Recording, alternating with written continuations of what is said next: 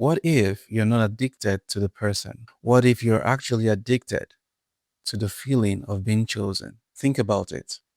You met someone who is emotionally unavailable. They give you attention and then they pull away. They make you feel wanted and then make you question where you stand. And instead of losing interest, you become even more attached.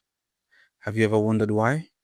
It is because somewhere inside you, there is a part of you that is always thinking, if I can get this person to finally love me, then I can be proven to be worthy of love.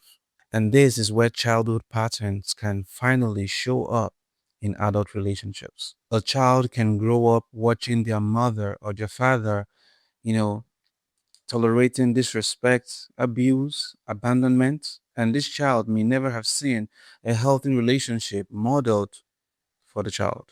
And without consciously wanting to, the child might carry these beliefs, this mindset into adulthood. Ideas like, oh, love means sacrifice. Of course it does, but in the wrong way. Love means you have to always fight to keep someone. Love means if they hurt you, you have to stay and prove your love.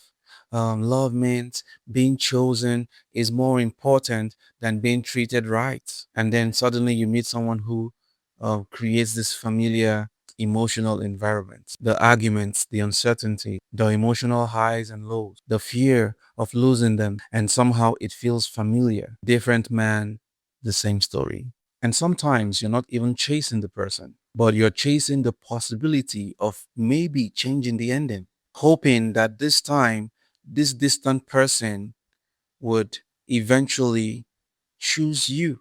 This emotionally unavailable person will miraculously, magically choose to stay. This person who has constantly and consistently hurt you will finally become the person who you've always wanted them to be. And if they finally choose you, some wounded part of you may believe, maybe now I'm finally worthy. But here is the painful fact. You cannot heal an old wound by constantly and repeatedly reopening them, going into relationships that reopen those wounds.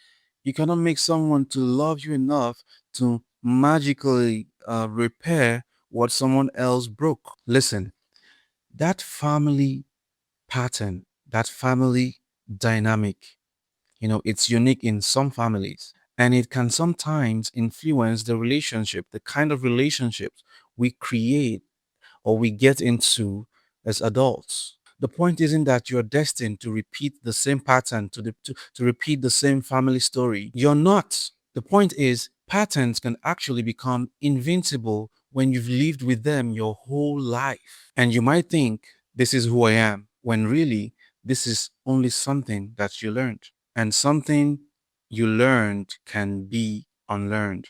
I can't stress this enough. I mean, a lot of people think that because they have experienced a certain kind of uh lifestyle or upbringing and that is how it's supposed to be. I mean, you learn to love in a certain way. Anything can be unlearned. It doesn't have to stick, it doesn't have to continue. You don't have to keep the pattern. So maybe the question isn't why am I attracted to toxic people? Maybe it is, why does this kind of love feel familiar? Because once you become conscious of the pattern, you finally have the opportunity to break it. But awareness is only the beginning because recognizing the pattern is one thing and learning how to choose something different is another.